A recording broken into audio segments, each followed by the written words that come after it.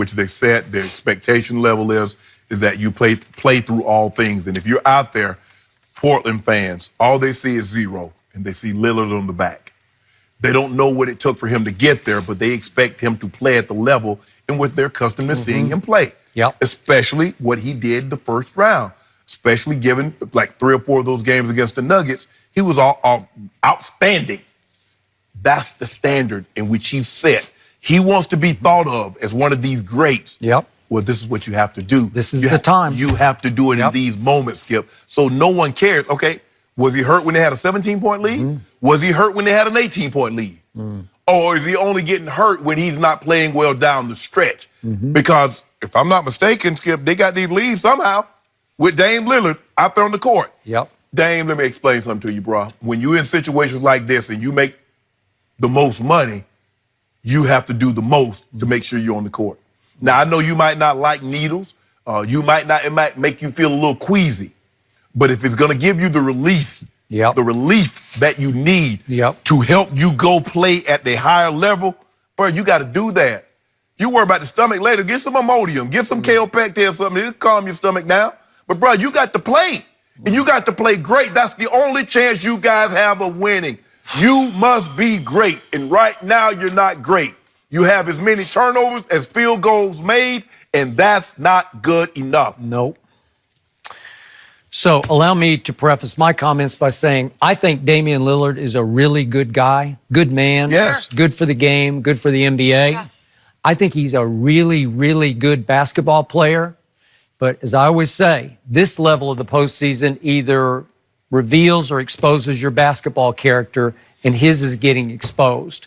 Because what do you call him? Dame Dollar? Yes. He's been worth about $1 in these fourth quarters of these playoff games. And what is it? Dame time, right? It's time for him to disappear. The clock has stopped on him. Or it struck 12 and he turned back into a pumpkin, right? Yes. Because this is embarrassing to me to even have to watch him and his partner in quote-unquote crime, CJ, because they just disappear. They're getting outclassed and outplayed by the 2 real superstars who play for the Golden State Warriors. Those 2 guys are so much mentally tougher than Dame and CJ, but especially Dame because he's the guy who gets all the acclaim. He's known as Portland's superstar. He's the guy who said, let me stay in Portland. I don't want to go join a super team. I want to stay home and win it here. Yeah. And right now, I'm sure a lot of Portland fans are saying, I just don't know if we can build around him and win with him when he disappears like this in the biggest playoff moments. Right. Since Damian's rookie season, of all the players who have played in the playoffs, his plus-minus is second worst to DeMar DeRozan's. It's minus 215 for every playoff minute he's played. He's minus 215. It's not good enough. It's not who you are. So you're getting exposed as little more than a regular season wonder. And I will give him this. He outpoised Russell Westbrook in round number 1. He outplayed him in all the right basketball ways, right? He showed Russ everything that Russ is missing. But in the end, give me Russ. The more valuable player going forward is still Russ. He plays with a almost out-of-control rage, but he plays with rage. Dame plays with almost too much poise for my taste because once he got up against Denver in games 6 and 7 and then Golden State, he's just playing slow. It's like the snail blazers. You know, that's all he is. Well, Skip, if you go back to game 7 against the Nuggets, he hadn't played well. No. He had a phenomenal game 6, 32. CJ chipped in with 30, and then CJ came back with 37. Dame hadn't played well since game 7 against the Nuggets. And in order for them to get back in the series, well, it's over. They're probably getting swept. It's over, Skip. But they had 2 silver platter opportunities. There for the taking. They're tied going to the fourth quarter of game 2 at Golden State, and then they're only down 3 after they got blown off the map in the third quarter going to the fourth quarter the other night. Skip, they scored 30. The Trailblazers scored 37 points in the second quarter. They scored 33 in the second half. The last we saw of what could have been the Trailblazers was Seth's shot. He had a 3 late in the second quarter, and that put them up 18 points. Yes. And it was like the sky fell on Golden State, except it didn't, because they said, no, watch this. Watch who we are. Maybe what we didn't know at the time is that the damage that 17-point victory that Golden State pulled out was the psychological damage that it done to Portland.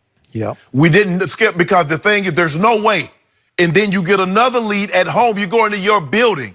So what it tells now, Portland is thinking, no lead we get is big enough.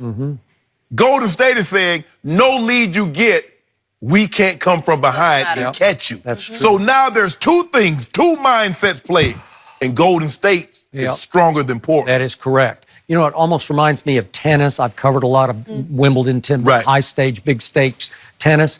It's mano a mano, and one star will impose his or her will on the other star over a long period of time. These matches can go forever, especially on the men's side. They just impose their will. I am psychologically, mentally stronger than you are. And it's almost like the two guards versus the two guards. It's like a tennis match in which the two Golden State guards have imposed their will upon the two Portland guards, and they are shrinking quickly. And it's hard to watch. It's just, man, I hate it for Damian.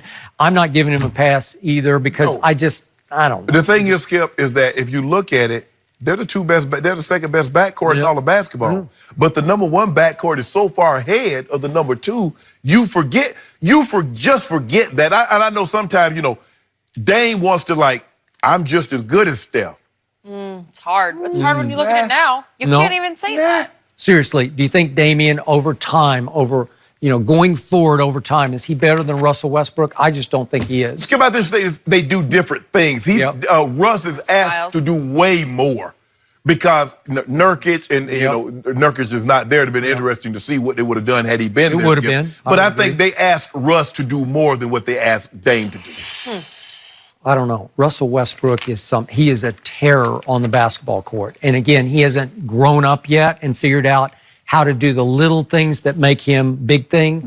Dame is all about the little things. He just doesn't have the big things. He'll get right. I don't want him to get swept. He's going to take that pain-killing injection. He'll be right. At some point. They play tonight. He'll be right. He'll be right. And then if they get the win, he can go back to Oakland, play there again, hometown. I mean, I know that's a stretch at this point. I mean, I don't want him to get swept. All you doing is delaying the tea time.